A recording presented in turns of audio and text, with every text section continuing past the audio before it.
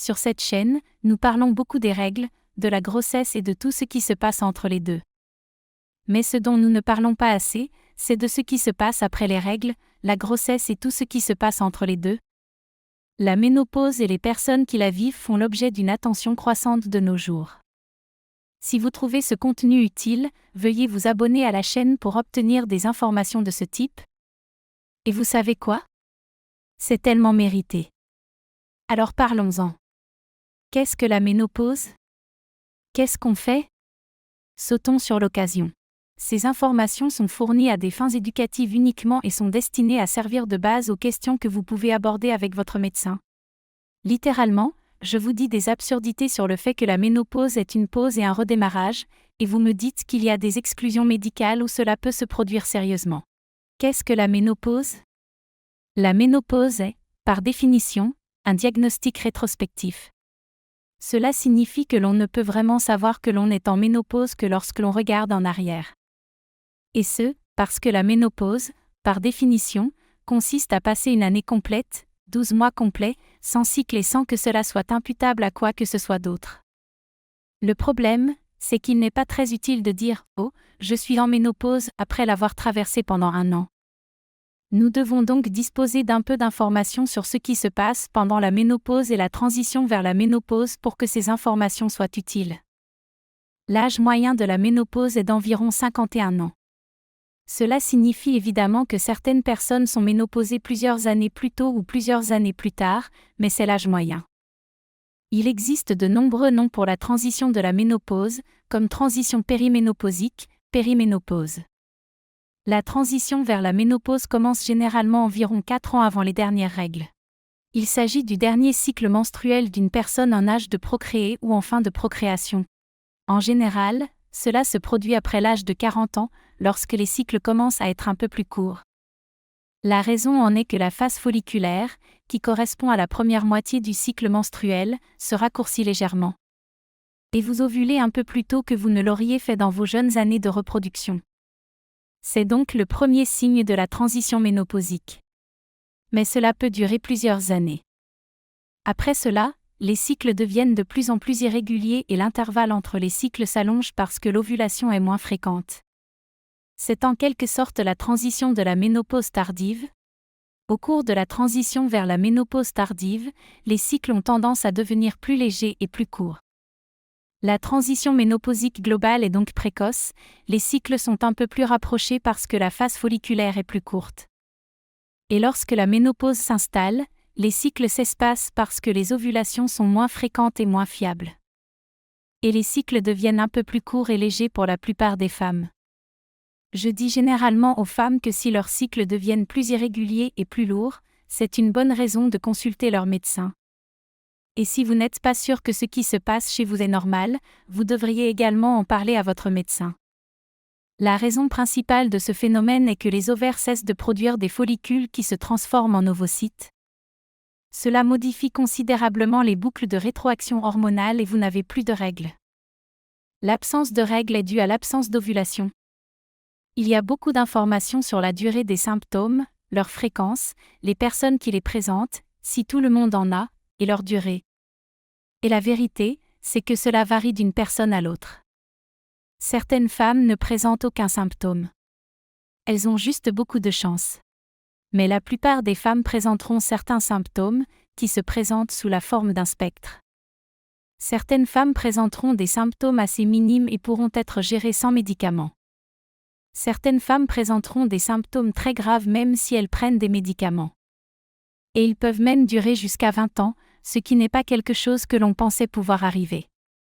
Nous avions l'habitude de dire aux gens qu'après la ménopause, cela ne durerait que quelques années et que les symptômes finiraient par disparaître. Mais nous avons découvert que ce n'est probablement pas tout à fait vrai. Quels sont les symptômes? Le symptôme le plus courant de la ménopause est ce que l'on appelle les symptômes vasomoteurs. Vous les connaissez probablement sous le nom de bouffées de chaleur. 80 à 85% des femmes en période de transition périménopausique ou après la ménopause souffriront de bouffées de chaleur. Ils sont plus fréquents la nuit que le jour, mais ils peuvent survenir à tout moment. Certaines femmes n'en ont qu'une ou deux par semaine. Et certaines femmes les ont en permanence, tout au long de la journée et de la nuit. Et les bouffées de chaleur peuvent être incroyablement problématiques lorsqu'elles sont aussi fréquentes. Ils peuvent réellement interférer non seulement avec la qualité de vie d'une personne, mais aussi avec sa capacité à participer à sa vie normale, en particulier s'ils sont fréquents et graves. Qu'est-ce qu'une bouffée de chaleur ? En fait, ce sont surtout les femmes qui décrivent ce phénomène en disant qu'elles ressentent une sensation de chaleur dans la poitrine, et cela finit par se répandre dans tout le corps. Elle est souvent associée à un sentiment d'anxiété, de surchauffe, de transpiration. Et cela dure généralement de 2 à 4 minutes.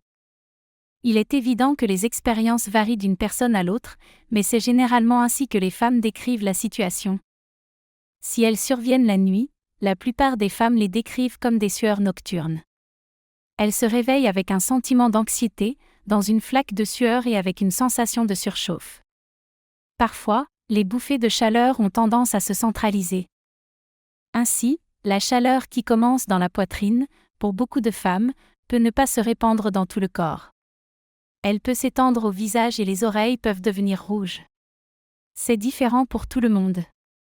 Mais je pense que la façon la plus simple de décrire cela est la même que celle dont nous décrivons souvent les contractions, c'est-à-dire que si cela se produit, vous saurez que cela se produit. Et la définition ou la description que j'en fais n'est utile que dans la mesure où d'autres personnes peuvent peut-être se faire une idée de ce que c'est, de sorte qu'elles puissent, je l'espère, être compréhensives à l'égard des personnes qui les entourent.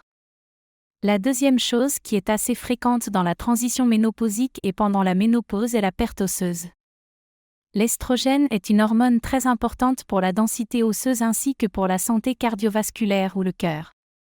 On constate donc une augmentation de la diminution de la masse osseuse et du risque cardiovasculaire chez les personnes qui se trouvent en fin de transition ménopausique. La raison en est la fluctuation des hormones, principalement la forte diminution de l'estrogène. C'est donc à cette période qu'il faut commencer à parler à son médecin pour savoir s'il faut faire un dépistage de l'ostéoporose à l'aide d'un examen appelé DEXA. Il s'agit essentiellement d'une radiographie qui permet d'examiner votre densité osseuse. Vous pouvez également discuter d'autres choses que vous pouvez faire pour soutenir votre santé osseuse, comme la vitamine D, le calcium, l'exercice physique régulier. Les troubles du sommeil sont un autre symptôme courant chez les femmes en période de transition périménopausique et de ménopause. On entend souvent des femmes parler de difficultés à s'endormir, à rester endormies, même si elles n'ont pas de sueur nocturne. Beaucoup de femmes ont l'impression d'avoir du mal à maintenir leur poids ou d'avoir plus de changements dans leur état émotionnel. Ce sont des symptômes très courants chez les femmes. Mais encore une fois, tout le monde ne connaîtra pas toutes ces situations. Et certaines femmes ont la chance de n'en connaître aucune. Dans le même ordre d'idées que les changements de leur état émotionnel, les femmes ont une incidence accrue de dépression, ce qui est assez courant dans les premières années de la ménopause. Les femmes qui ont des antécédents de dépression courent un risque accru de récidive. Et même les femmes qui n'ont jamais eu d'antécédents de dépression courent un risque accru de recevoir un nouveau diagnostic de dépression. Je pense donc qu'il est important que les gens le sachent. Même si elle est liée aux hormones, cela ne veut pas dire que l'on se contente de dire « Oh, mes hormones changent. Je suis déprimée. » C'est ce que c'est. Non, nous devons en parler. Nous devons déterminer si vous avez besoin d'un traitement quelconque, soit des antidépresseurs, soit une substitution hormonale, soit les deux. Il peut également s'agir d'une aide psychologique. Parlez-en à votre médecin, en particulier si vous avez déjà été diagnostiqué comme dépressif, car cela vous place dans une catégorie à haut risque. L'un des symptômes les plus courants chez les femmes est appelé « symptômes urinaires génitaux ». Il s'agit essentiellement de la sécheresse vaginale et de l'augmentation des infections urinaires, c'est-à-dire de l'inconfort vulvaire et vaginal en général. La raison en est que les estrogènes sont très importants pour une bonne circulation sanguine dans la vulve et le vagin. Les estrogènes aident à maintenir la peau de la vulve et du vagin belle et élastique, fondamentalement saine, pulpeuse et hydratée. Et toutes ces choses que nous associons à une peau un peu plus saine. Lorsque le taux d'estrogène chute de manière significative, le risque de sécheresse vaginale augmente, que ce soit pendant les rapports sexuels ou dans la vie de tous les jours. Cela peut être très irritant. Les personnes peuvent ressentir des brûlures lors de la miction. Il y a un risque accru d'infection urinaire. Tous ces éléments sont liés à la chute des estrogènes et aux fluctuations hormonales. Les femmes qui font état de toutes sortes d'autres symptômes. Je me suis contentée de passer en revue les problèmes les plus courants et les plus importants que les gens ont rencontrés. Mais cela ne veut pas dire que si je ne l'ai pas mentionné dans la discussion que nous avons eue jusqu'à présent, il ne peut s'agir d'un symptôme de la ménopause. Tout ce qui concerne le déclin et les changements cognitifs, la démence, les changements dans la libido, la masse musculaire et les difficultés à faire de l'exercice pourraient être inclus. Tous ces éléments ont été signalés et peuvent être liés à la ménopause. Je voulais simplement passer en revue les catégories les plus courantes de ce que les gens vivent. Et maintenant, nous allons passer à la question de savoir ce que nous allons faire à ce sujet. En général, si les symptômes sont très légers, il est possible de se contenter de ce que nous appelons des interventions sur le mode de vie. Il s'agit d'interventions efficaces sur le mode de vie pour les personnes qui présentent des symptômes vraiment légers et gênants, mais peut-être pas assez graves pour qu'elles veuillent consulter un médecin. Pour les femmes qui ont des bouffées de chaleur et des sueurs nocturnes, si vous fumez, le tabac peut aggraver la situation. Donc, si vous êtes fumeur, arrêter de fumer pourrait vous aider. Si vous avez des bouffées de chaleur occasionnelles, vous pouvez aussi garder un ventilateur à proximité. Je ne sais pas si vous avez déjà vu ces choses. Ce sont des sortes de packs de congélation qui se mettent autour du cou. Vous pouvez toujours vous en procurer un si vous avez des bouffées de chaleur qui sont relativement peu fréquentes et qui n'interfèrent pas vraiment avec la vie, mais qui sont un peu ennuyeuses lorsqu'elles se produisent. Pour les problèmes de sommeil, de bonnes pratiques d'hygiène du sommeil sont vraiment importantes. Tout d'abord, rangez votre téléphone quelques heures avant d'aller vous coucher. Deuxièmement, prenez de la mélatonine en vente libre si vous pensez que cela peut vous être utile. Troisièmement, évitez la caféine dans l'après-midi. Les femmes ont tendance à être plus sensibles à la caféine lorsqu'elles sont ménopausées. Ce sont des choses qui peuvent les aider. En plus de limiter la consommation d'alcool, qui interfère avec le sommeil paradoxal dont vous avez vraiment besoin. Pour la dépression, rester actif et faire de l'exercice peut aider à améliorer l'humeur. Si nécessaire, vous pouvez consulter un psychologue. Je ne pense pas que l'autodiagnostic et l'autotraitement de la dépression soient une bonne idée. Je pense que si vous pensez que vous êtes déprimé, vous devriez probablement en parler à votre professionnel de la santé mentale ou à votre médecin. De cette façon, on peut avoir quelqu'un qui a un point de vue objectif sur la question. Car nous ne savons pas toujours où nous en sommes mentalement ou psychologiquement tant qu'on ne nous a pas posé les bonnes questions. Pour la sécheresse vaginale, vous pouvez utiliser un hydratant vaginal. Ils peuvent être très efficaces. Il y en a de toutes sortes dans les magasins. Et puis, comme toujours, un lubrifiant avant et pendant les rapports sexuels. Il existe de nombreuses options pour cela. Malheureusement, la plupart des personnes qui présentent des symptômes liés à la ménopause ont des symptômes pour lesquels elles souhaitent une intervention plus poussée que les seuls symptômes liés au mode de vie. Mais je pense que les interventions sur le mode de vie sont utiles dans la mesure où il s'agit de quelque chose que vous pouvez faire dans l'intervalle, jusqu'à ce que vous rencontriez votre professionnel de la santé. L'estrogène est le meilleur traitement dont nous disposons pour pratiquement tous les symptômes de la transition ménopausique et de la ménopause. C'est ce qu'on appelle le traitement hormonal substitutif. Il y a eu des inquiétudes dans le passé. Mais ce que nous savons maintenant, et ce que nous savons avec certitude, c'est que la plupart des personnes en bonne santé qui ont besoin d'aide pour traiter leurs symptômes vasomoteurs de la ménopause ou d'autres symptômes de transition ménopausique peuvent prendre des estrogènes ou de la progestérone. La plupart des femmes en bonne santé peuvent suivre un traitement hormonal substitutif, à moins qu'elles n'entrent dans certaines catégories qui les rendent trop à risque. Pour ce faire, le traitement doit être entrepris dans les 10 ans suivant l'apparition de la ménopause ou avant l'âge de 60 ans, selon ce qui survient en premier. Ainsi, si vous avez besoin d'un traitement, il doit être commencé dans ce délai pour être considéré comme une intervention sûre.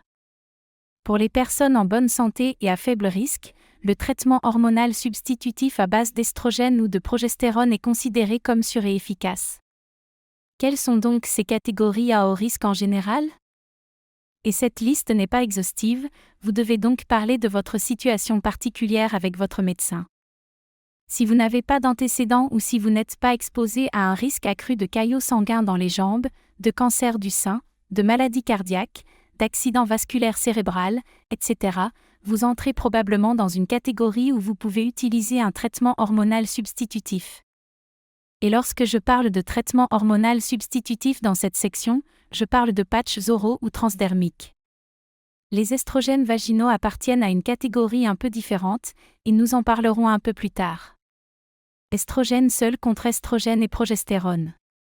Les estrogènes seuls sont plus sûrs si vous n'avez pas d'utérus. Si quelqu'un a un utérus, il doit prendre à la fois des estrogènes et de la progestérone, car les estrogènes eux-mêmes construisent la muqueuse utérine et augmentent le risque de cancer de l'endomètre ou de la muqueuse utérine. On ne peut donc pas prendre uniquement des estrogènes si l'on a encore un utérus. Pour les personnes ayant subi une hystérectomie, l'estrogène seul est suffisant. Les estrogènes se présentent sous différentes formes, notamment sous forme de comprimés et de patchs. Il y en a même qui combinent l'estrogène avec ce qui est nécessaire à la protection de l'endomètre. Pour les personnes qui ont un utérus, la progestérone peut être administrée par voie orale ou combinée, comme nous venons de le dire, ou sous la forme d'un stérilet. Je constate que les gens sont très satisfaits du stérilet. Il a moins d'effets secondaires. Il n'est pas nécessaire de prendre plusieurs pilules par jour. Si vous utilisez le patch transdermique pour l'estrogène, vous n'avez pas besoin de prendre de pilules. C'est très pratique, mais il est évident que cela ne convient pas à tout le monde. Passons aux estrogènes vaginaux. Si une personne vient consulter et que sa seule plainte est une sécheresse vaginale, une infection urinaire récurrente ou des douleurs lors des rapports sexuels, il est probable que cela soit lié aux symptômes génito-urinaires de la ménopause ou à un faible taux d'estrogène, qui provoque les changements cutanés dont nous avons parlé plus tôt. L'estrogène topique ou vaginal est une intervention incroyablement sûre et très efficace. Je trouve vraiment que les gens n'abordent pas ce problème avec leurs prestataires de soins de santé aussi souvent qu'ils le devraient.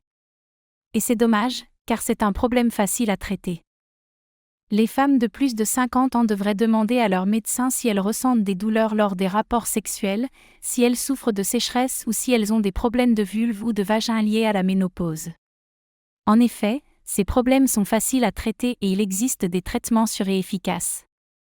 Encore une fois, cela ne convient pas à tout le monde. Il ne s'agit que d'informations générales à caractère éducatif que vous pouvez aborder avec votre propre médecin. Si vous n'êtes pas un bon candidat pour le traitement hormonal substitutif ou si vous ne vous sentez pas à l'aise avec la prise d'hormones, il existe d'autres options. Différents types d'antidépresseurs, qui sont très efficaces pour certains des symptômes de la ménopause. Et ce n'est pas parce que les symptômes de la ménopause sont dans votre tête. C'est simplement parce que ces médicaments sont également efficaces pour cela. Je dois généralement passer par cette discussion. Je ne veux jamais que quelqu'un pense que je lui propose ce médicament qui est également utilisé contre la dépression pour ses symptômes ménopausiques, parce que je pense que ces symptômes ménopausiques sont liés à la dépression. Ce n'est pas le cas. Les symptômes de la ménopause sont bien réels et liés aux changements hormonaux. Nous venons de découvrir que même des doses très faibles de certains antidépresseurs peuvent être très efficaces pour soulager certains des symptômes de la ménopause. Il en existe d'autres. Il y a la gabapentine et les médicaments contre les crises d'épilepsie qui peuvent aider, ainsi que des médicaments plus récents qui sont moins couramment utilisés, mais il y a des options. Il faut donc en parler à son médecin, car je constate souvent que les personnes qui souhaitent un traitement mais qui sont un peu anxieuses à l'idée d'utiliser des hormones laissent leurs symptômes de côté et les subissent au lieu d'en parler. Je veux juste que vous sachiez qu'il existe d'autres options. J'espère que vous avez appris quelque chose aujourd'hui.